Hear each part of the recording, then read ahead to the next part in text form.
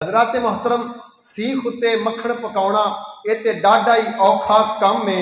सीख उत्ते मक्खण पकाउणा ये ते डाढा ही औखा काम है। बचड़े दे के यार मनाउणा सखी हुसैन का काम है। और ये साडा साडा नसीब है। साडा नबियां दे हबीब दी गल है।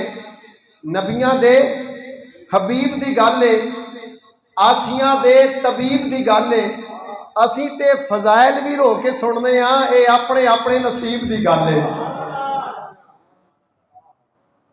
असी ते फजाइल भी रो के सुनने हाँ, ये अपने अपने नसीब दी गल है।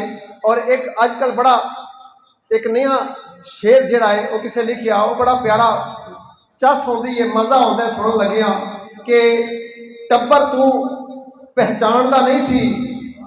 यजीदियों को आख्या जा रहा है कि जिन्हां नाल तुसीं सामना कीता सी कि टब्बर तू पहचानदा नहीं सी, क्या नबियां दे सुल्तान दा नहीं सी?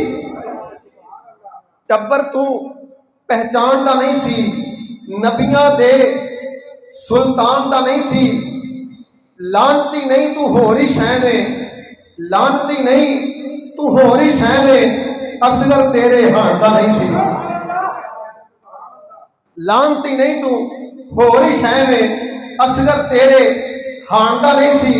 और तेरे यजीद ने काटी रगे शरीयत की, तेरे यजीद ने काटी रगे शरीयत की, मेरा हुसैन शरीयत को आम करता है।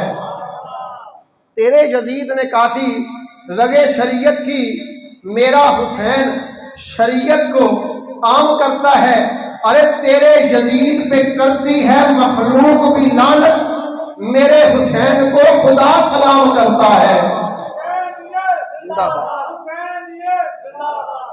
और ये यजीदियत जो आज मुंह छुपाए फिरती है, ये यजीदियत जो आज मुंह छुपाए फिरती है, इसे खौफ खुदा का नहीं डर हुसैन का है। इसे खौफ खुदा का नहीं